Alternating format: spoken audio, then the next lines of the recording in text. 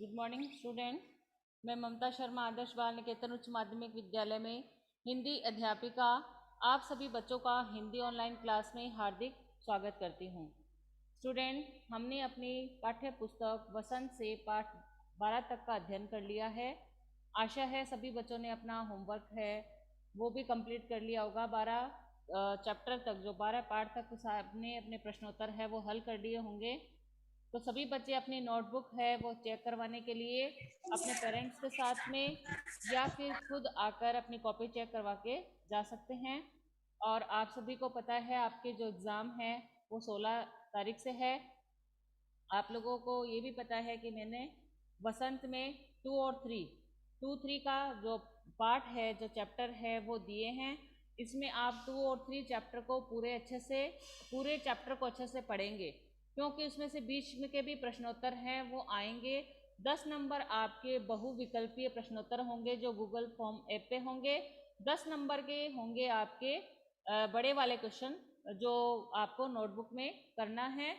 और फिर पेपर सारे जब पेपर ख़त्म हो जाएंगे तब आपको चेक करवाने के लिए यहाँ पर वो कॉपी लेके आनी है। तो उसमें आपको मैंने बताया था कि प्रार्थना पत्र जो मैंने व्हाट्सएप पे भेजे हुए हैं वो आप लोग तैयार कर लीजिएगा, उसमें से कोई भी आ सकता है। आज हम पढ़ते हैं अपनी पाठ्य पुस्तक वसंत भाग 3 से पाठ 13, जिसका नाम है जहाँ पहिया है और जिसके लेखक पी साईनाथ हैं। तो पी साईनाथ जी ने हमें यह बताया कि जो तमिलनाडु है वहाँ पर सामाजिक एक आंदोलन चला जिसका नाम है साइकिल आंदोलन। तो वो वहाँ की जो महिलाएं थी वो सारी थी वो साइकिल चलाने लग गई। उनके जीवन में बदलाव आ गया। जिस काम के लिए वे दूसरों पर निर्भर रहती थी अब वो अपने काम खुद करने लगी। उनको क्या साइकिल चलाने से पुटुकुटु की जो महिलाएं हैं उनमें क्या बदलाव आए और क्या उनकी जो दिनचर्या थी क्या हो गई, उसके बारे में इस चैप्टर में हमें बताया गया है। तो सभी बच्चे अपनी पेंसिल निकाल लीजिए, बुक निकाल लीजिए। हम अपना चैप्टर पाठ पढ़ते हैं जहाँ पहिया है। पुटुकोट्टई तमिलनाडु। साइकिल चलाना एक सामाजिक आंदोलन है। कुछ अजीब सी बात है न, लेकिन चौंकाने की बात नहीं है। पुटुकोट्टई जिले की हजारों नव साक्षर ग्रामीण महिलाओं के लिए यह अब आम बात है अपने पिछड़ेपन पर लात मारने, अपना विरोध व्यक्त करने और जंजीरों को तोड़ने का, जिनमें वे जकड़े हुए हैं। कोई ना कोई तरीका लोग निकाल ही लेते हैं। कभी कभी ये तरीके अजीबो गरीब होते हैं।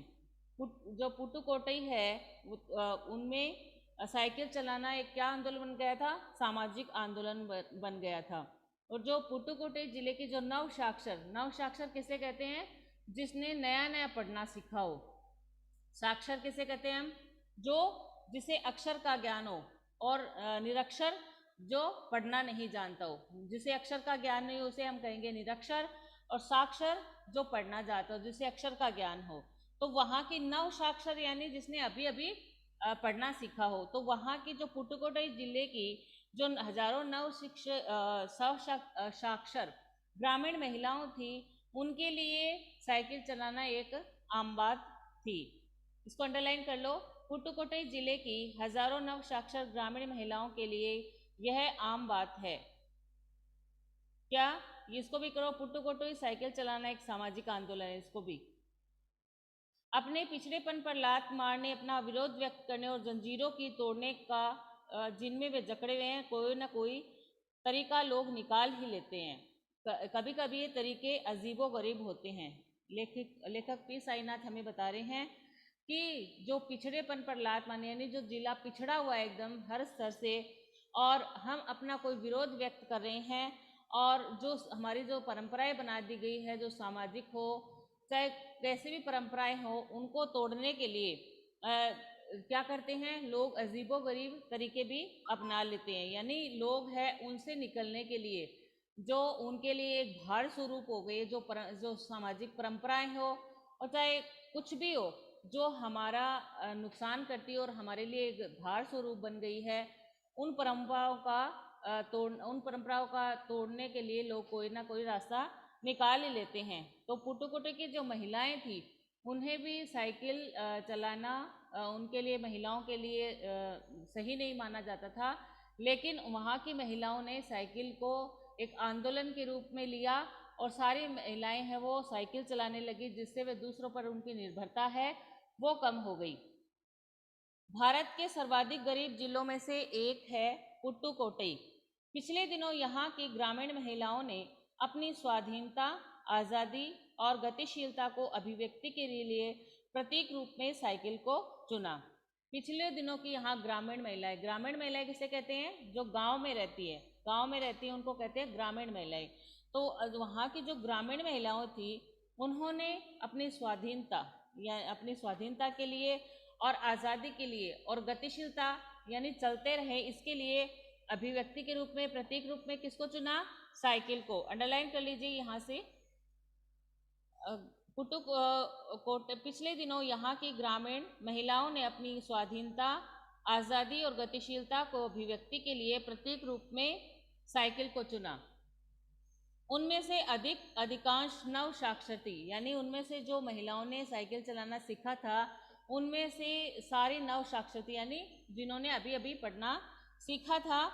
अगर हम 10 वर्ष से कम उम्र की लड़कियों को अलग कर दे तो इसका अर्थ यह होगा कि यहाँ ग्रामीण महिलाओं के 1/4 हिस्से ने साइकिल चलाना सीख लिया था। अगर हम 10 वर्ष से कम उम्र की लड़कियों को, यानी 10 साल की जो लड़कियां हैं उन लड़कियों को अलग कर दें तो इसका अर्थ यह होगा कि जो वहाँ की जो ग्रामीण महिलाएं थी उसके 1/4 हिस्से ने साइकिल चलाना सीख लिया था, यानी वहाँ पर जितनी कुल महिलाओं थी उनमें से 1/4 ने साइकिल चलाना सीख लिया था।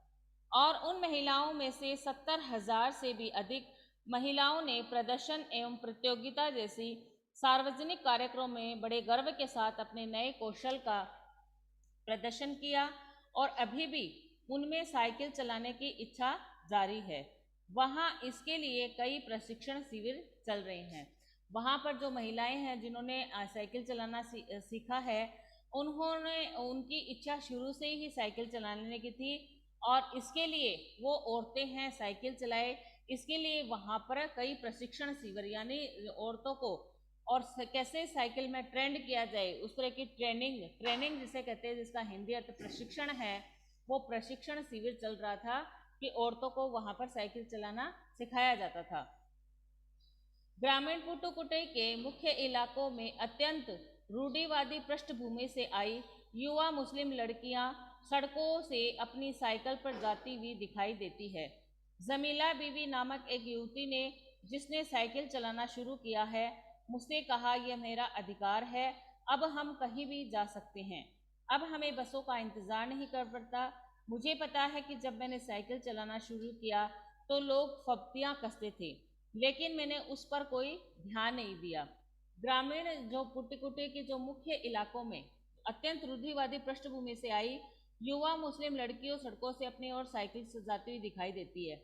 उसमें कह रहे हैं कि जो एकदम रूढ़िवादी जो घर हैं और मुस्लिम परिवार हैं उनमें से भी वहाँ से देखो तो वहाँ भी जो लड़कियाँ हैं, मुस्लिम लड़कियाँ, वो भी साइकिल चलाती हुई दिखती है। तो जमीला बीवी नामक एक युवती है, वो जिसने अभी साइकिल चलाना शुरू किया था, उसने कहा कि ये मेरा अधिकार है। क्या अधिकार है? साइकिल चलाना मेरा अधिकार है और अब मैं कहीं भी आ जा सकती हूँ। यानी जो उनकी पुरुषों पर जो निर्भरता थी ना कि पुरुष हमें कहीं लेकर जाएंगे तभी हमें जा पाएंगे, उससे उनसे उनको मुक्ति मिल गई। किससे? साइकिल चलाने से। अब वो कहीं भी आ जा सकती थी, यानी किसी पर उन्हें निर्भर नहीं रहना पड़ता था और अब हमें बसों का इंतज़ार भी नहीं करना पड़ता, बस के लिए भी उन्हें खड़े नहीं होना पड़ता था कि भाई बस आएगी तो हम वहाँ दूसरे, अब वो साइकिल से आराम से कहीं भी आ जा सकती थी। तो वो कह रही हैं जो जमीला बीबी है कि मुझे पता है कि जब मैंने साइकिल चलाना शुरू किया तो लोग फप्तियाँ कसते थे, यानी तरह तरह के डोंट कसते थे ऊपर की, देखो ये साइकिल चलाएगी बेचारी, इस तरीके से जो लोग हैं अपनी प्रतिक्रिया व्यक्त कर रहे थे। तो वो कह रहे हैं कि जब मैंने साइकिल चलाना, भी जमीला बीबी कह रही है, शुरू किया तो लोग हैं मेरे पे पप्तियाँ कसते थे, लेकिन उसने उस पर कोई ध्यान नहीं दिया। वो चाहे कुछ भी बोले, वो कह रही है कि हमने उस ओर ध्यान ही नहीं दिया, क्योंकि व्यक्ति जब भी आगे बढ़ता है, चाहे वो पुरुष हो और चाहे औरत हो। तो लोग क्या करेंगे, खुद तो वो काम कर नहीं सकते और टिप्पणी के अलावा क्या कर सकते हैं, देखो ये ऐसे कर रहा है वैसे कर रहा है, खुद पे ध्यान नहीं देते, दूसरों पर कमियां निकालते हैं। ये एक लोगों की आदत होती है। तो लोगों ने जब देखा कि महिलाएं और साइकिल चला रही है, तो लोगों ने क्या काम किया, उन पर डोंट करने, उन पर फप्तियाँ कसनी शुरू कर दी। लेकिन जमीला बीबी बताती है कि हमने उस ओर ध्यान ही नहीं दिया।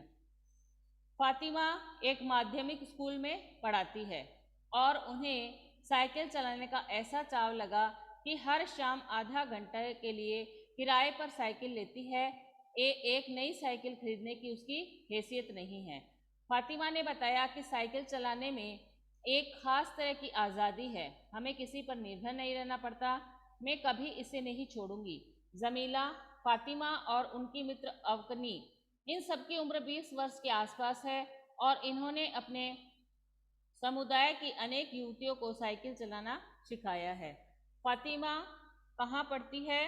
फातिमा एक माध्यमिक स्कूल में पढ़ती है और वो क्या करती है, उसे साइकिल चलाने का चाव है, इसलिए उसके लिए वो क्या करती है, हर शाम आधे घंटे के लिए वो क्या करती है, किराए पर साइकिल लेती है और फिर उसे चलाती है। क्यों? और अब ये भी प्रश्न बन रहा है कि वो किराए पर लेकर ही, फातिमा किराए पर लेकर ही साइकिल क्यों चलाती है? क्योंकि नई साइकिल लेने की उसकी हैसियत नहीं है।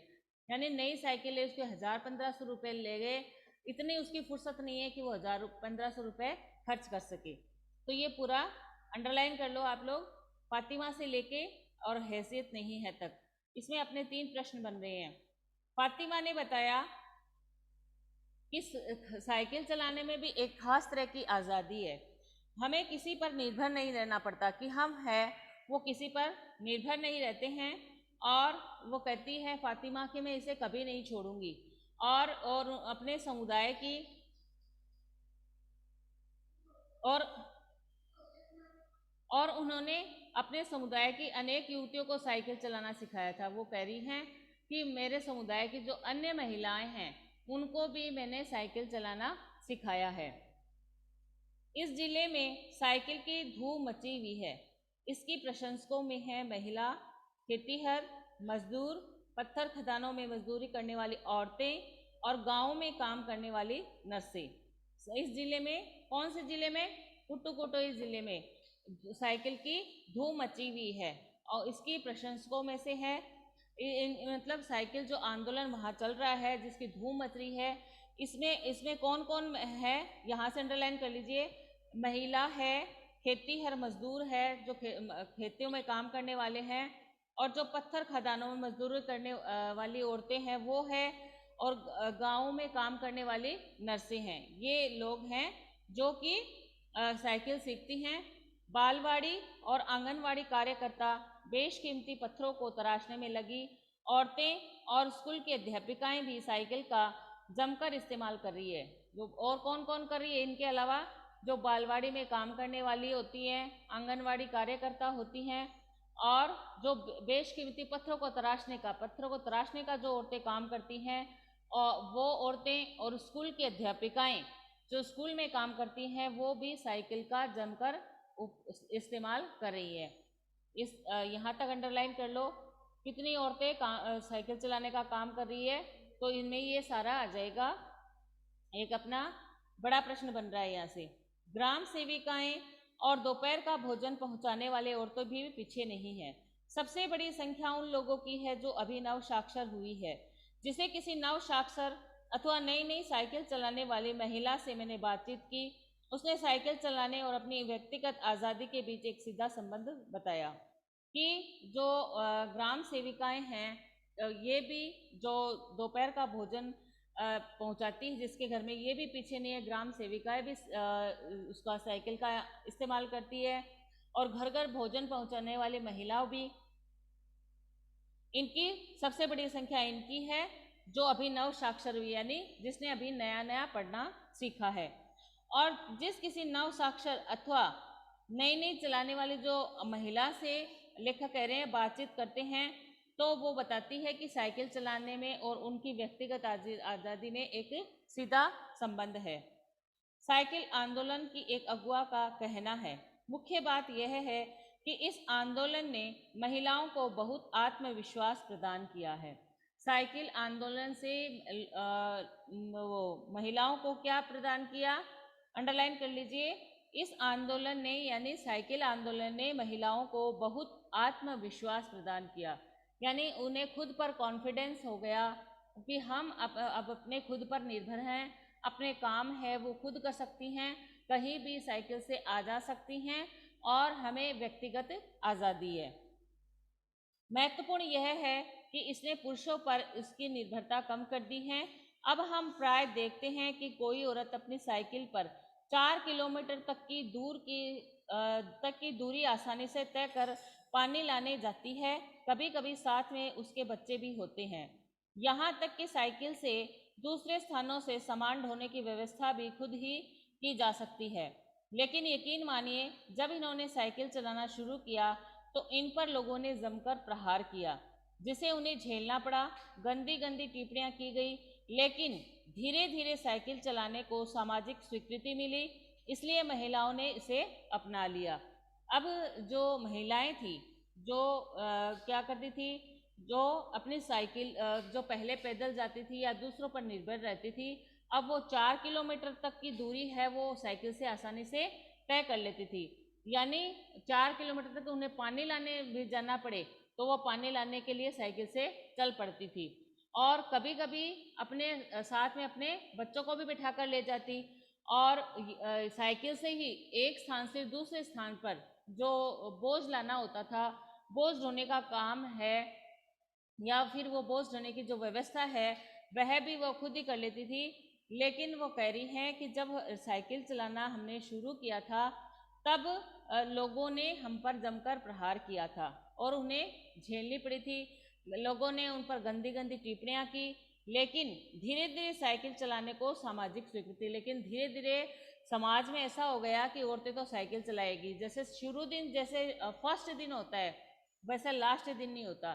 तो जैसे शुरू किया था तब लोगों के लिए एक आश्चर्य की बात होगी, देखो महिलाएं साइकिल चला रही है, महिलाएं साइकिल चला रही है। और अब तो आप लोग भी देखते हो कि ये आम बात हो गई है, यहाँ तक कि हवाई जहाज, एरोप्लेन भी चलाती है औरतें, तो वो कोई बात ही नहीं है। लेकिन जब शुरू शुरू में जहाँ पर एकदम पिछड़ा हुआ वो जिला था, वहाँ पर औरतें पढ़ी लिखी नहीं थी, वहाँ कोई वाहन नहीं चलते थे, तब महिलाओं ने जब साइकिल चलाना शुरू किया तो लोग क्या करते, फप्तियाँ ही कसते, गंदी गंदी टिप्पणियाँ ही करते। तो वो कह रहे हैं कि हमने लोगों की इस बात पर ध्यान नहीं दिया और हमने अपना जो काम है वो जारी रखा। हाँ, अब इसको अंडरलाइन कर ले कि औरतों ने जब साइकिल चलाना शुरू किया तो लोगों ने क्या किया, जब उन्होंने यहाँ से करो, जब उन्होंने साइकिल चलाना शुरू किया तो इन पर लोगों ने जमकर प्रहार किया, जिसे उन्हें झेलना पड़ा। लोगों ने उन पर गंदी गंदी टिप्पणियां की गई, टिप्पणियां की, ऐसे लिख लेना आप लोग, की गई नहीं। आगे पढ़ते हैं। साइकिल प्रशिक्षण शिविर देखना एक असाधारण अनुभव है। किला कुरुचि गांव में अभी साइकिल सीखने वाली महिलाएं रविवार को इकट्ठी हुई थी। साइकिल प्रशिक्षण शिविर देखना एक असाधारण अनुभव है, यानी जो महिलाओं को जहां पर साइकिल सिखाई जाती है वह प्रशिक्षण शिविर है, वो देखना भी एक अद्भुत अनुभव बता रहे हैं। किला कुरुचि नामक एक जो गांव है उसमें सभी जो महिलाएं हैं जो नई नई साइकिल सीखने वाली है वो रविवार को इकट्ठी हुई थी। इसको भी अंडरलाइन कर लो। किला कुरुचि गांव में सभी साइकिल सिखाने वाली महिलाएं रविवार को इकट्ठी हुई थी। स्थान पूछ सकते हैं कि गांव में साइकिल सिखाने वाली महिलाएं कहाँ पर इकट्ठी हुई थी और किस दिन हुई थी। तो किला कुरुचि स्थान पर हुई थी और रविवार को इकट्ठी हुई थी। अंडरलाइन कर लिया ना इसको। आगे पढ़ते हैं।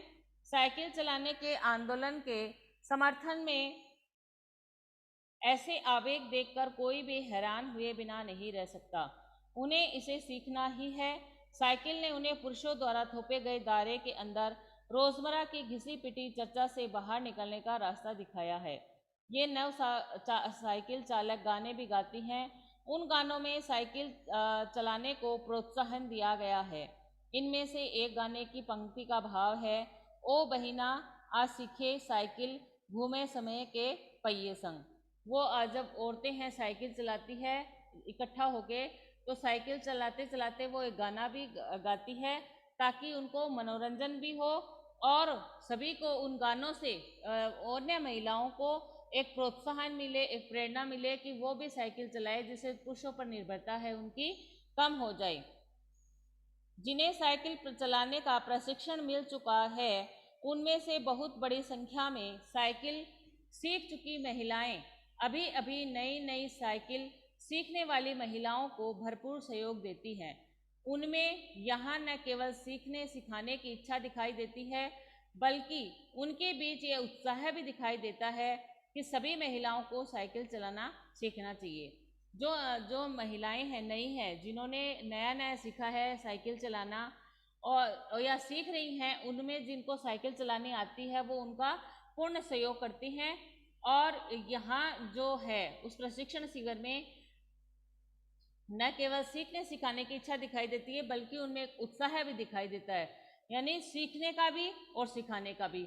सीखने का तो चाव सभी को रहता है, लेकिन सिखाने का नहीं रहता ना। मान लो आप बच्चे हो, आप साइकिल आ रही है आपको, तो दूसरा बच्चा आपको कहेगा या कोई औरत कहेगी कि मेरे को साइकिल चला दे, तो आपको उसमें जोर आएगा।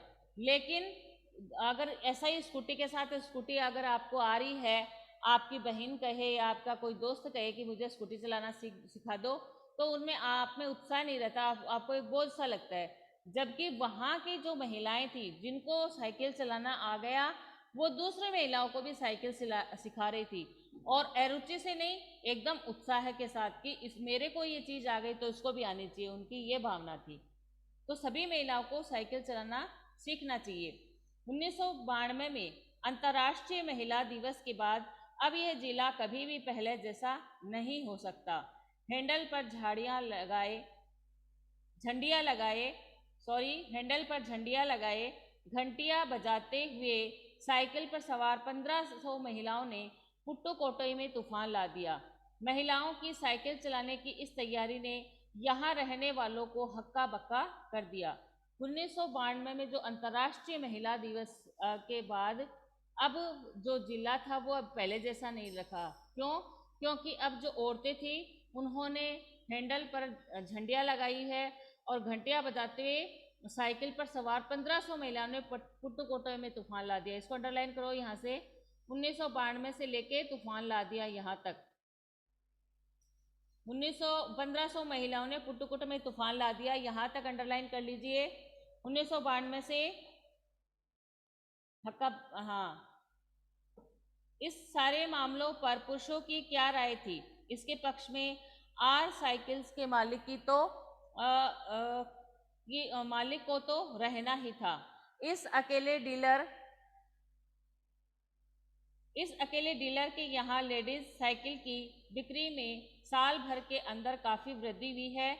माना जा सकता है कि इस आंकड़े को 2 कारणों से कम करके आंका गया है। पहली बात तो यह है कि ढेर सारी महिलाओं ने, जो लेडीज साइकिल का इंतज़ार नहीं कर सकती थी, जेंट्स साइकिल खरीदने लगी। दूसरे, उन डीलरों ने बड़ी सतर्कता के साथ यह जानकारी मुझे दी, उसे लगा कि मैं बिक्री कर विभाग का कोई आदमी हूँ। इस वह कह रहे हैं कि इस सारे मामले में कि महिलाओं को साइकिल चलाना चाहिए या नहीं चलाना चाहिए, सबकी अलग अलग राय थी। लेकिन जो इसके पक्ष में साइकिल चलाना चाहिए, इसके पक्ष में जो आर साइकिल के जो मालिक है वो उनको तो महिलाओं के साथ रहना ही था। क्यों रहना था? क्योंकि उनकी साइकिल की दुकान थी। अगर वह महिलाओं के साथ नहीं रहते तो उनकी साइकिल को बिक्री नहीं होती, वो वैसे की वैसी खड़ी रहती। इसलिए वो महिलाओं को साइकिल चलाने के पक्ष में थे। और वो केवल एक अकेले डीलर थे जो कि लेडीज साइकिल बिक्री के लिए लाते थे, और इनके साल भर में उनकी बिक्री में काफ़ी इजाफा हुआ था, यानी बहुत वृद्धि हो गई थी।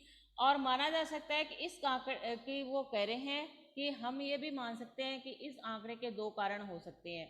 पहली बात तो ये थी कि वहाँ की जो ढेर सारी लेडीज़ जो महिलाएं थी जो साइकिल लेना चाहती थी, लेडीज साइकिल लेना चाहती थी, वो एक तो इंतज़ार नहीं कर सकती थी।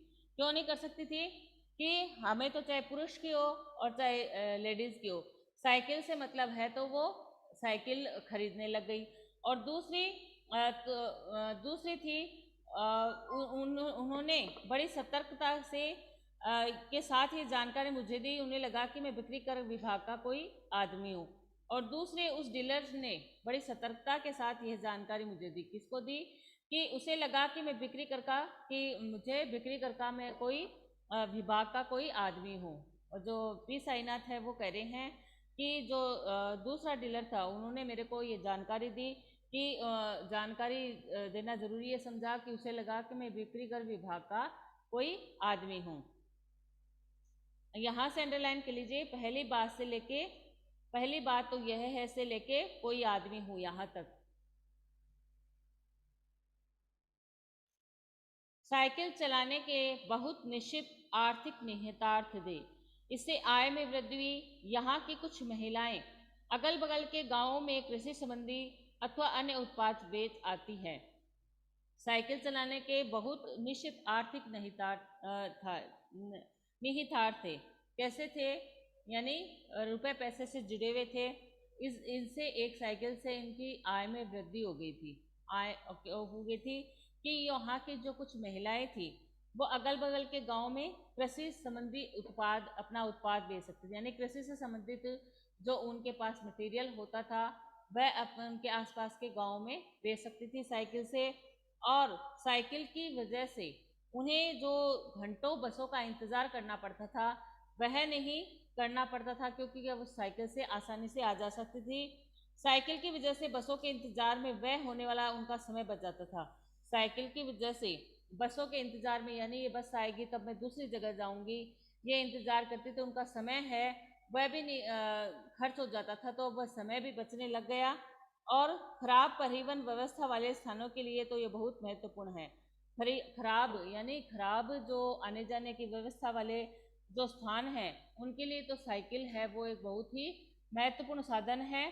दूसरे, इससे इन्हें अब इतना समय मिल जाता है कि अपने सारे सामान बेचने पर ज़्यादा ध्यान केंद्रित कर पाती है। और दूसरा इसमें क्या है कि साइकिल आंदोलन से उन्हें अब क्या हुआ कि उन्हें इतना समय मिल जाता है कि वो अपने सामान बेचने पर ज़्यादा ध्यान केंद्रित कर पाती है। यानी आने जाने का जो पैदल आने जाने का जो टाइम था वो उनका बच जाता है, क्योंकि वो साइकिल से जाती है और साइकिल से जाने से उन्हें समय है की बचत होती है, समय कम लगता है और उस समय का वो दूसरे कामों में इस्तेमाल कर सकती है। इसलिए लेखक कह रहे हैं कि ये अपना सामान बेचने पर भी अपना ध्यान ज़्यादा केंद्रित कर सकती है, क्योंकि इनके पास समय बच जाता है। तीसरे, इससे और अधिक इलाकों में जा पाती हैं। अंतिम बात यह है, अगर आप चाहे तो इसमें आराम करने का काफ़ी समय मिल सकता है।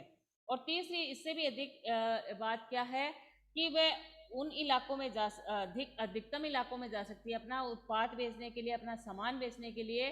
वो और ज़्यादा शहरों में या गाँव में जा सकती है या दूसरे इलाकों में जा सकती है। और अंतिम बात क्या है कि उन्हें आराम करने का काफ़ी समय मिल जाता है। यानी वो अपना सामान भी बेच आती है साइकिल से, उनको श्रम भी थोड़ा लगता है, वो परेशान भी नहीं होती, उनकी जो खर्चा है वो भी कम लगता है, समय की बचत होती है और उन्हें अब आराम करने का समय भी मिल जाता है। तो स्टूडेंट, हमारा जो ये क्लास का टाइम है वो ओवर हो गया है और आप इसको भी अंडरलाइन करेंगे। साइकिल चलाने के बहुत निश्चित आर्थिक निहितार्थ से समय मिल सकता है। अब ये प्रश्न पूछ सकते हैं यहाँ से, साइकिल आंदोलन चलाने से महिलाओं के जीवन में क्या महत्वपूर्ण बदलाव आए? तो ये आपको लिखने हैं। किसी को कुछ पूछना है क्या बेटा? अनिरुद्ध सिंह, अनिरुद्ध, पूछना है किसी को? नहीं पूछना? No madam. अच्छा, और किसी को कुछ पूछना है तो बता दीजिए। और बेटा आप इस चैप्टर को अच्छे से रीड करेंगे, पढ़ेंगे। दोबारा जब तक चैप्टर को रीड नहीं करोगे, पढ़ोगे नहीं, तो बेटा समझ में नहीं आएगा। इसलिए मेरी एक हर बार ये वीडियो में आप लोगों को कहती हूँ कि चैप्टर को जब भी कोई भी सब्जेक्ट हो आपको पढ़ा दे, उसके बाद में आप घर जाके उसका अध्ययन करो, इससे आपको समझ में आएगा। और समझ में नहीं आए, पढ़ोगे तब पता लगेगा कि क्या बातें समझ में आ गई क्या नहीं आई। उनको अंडरलाइन करो और फिर आके पूछो कि मैडम हमारी ये प्रॉब्लम है, या फ़ोन करके पूछो ये आप बताओ। तो उससे आपको आपके एक तो है आपकी दिनचर्या व्यवस्थित हो जाएगी, आपको पढ़ने की आदत हो जाएगी, फिर कोई भी काम है वो आपको भारी नहीं लगेगा कि मुझे ये याद करना। जिस बच्चे ने चैप्टर को ध्यान से पढ़ लिया उसको प्रश्न उत्तर हल करने में कहीं कोई दिक्कत आ ही नहीं सकती। ये मेरा एकदम से अनुभव है ये इतने सालों का, कि जिसने चैप्टर को बड़े ध्यान से एक एक बात को पढ़ लिया, उसको क्वेश्चन आंसर प्रश्नोत्तर करने में चाहे कैसे भी आ जाए कहीं दिक्कत नहीं आती बेटा। इसलिए, और आपका टेस्ट है मैंने बता दिया, आप अपनी तैयारी वो करते रहें, चैप्टर को लर्न करते रहें। ठीक है बेटा, thank you, have a nice day.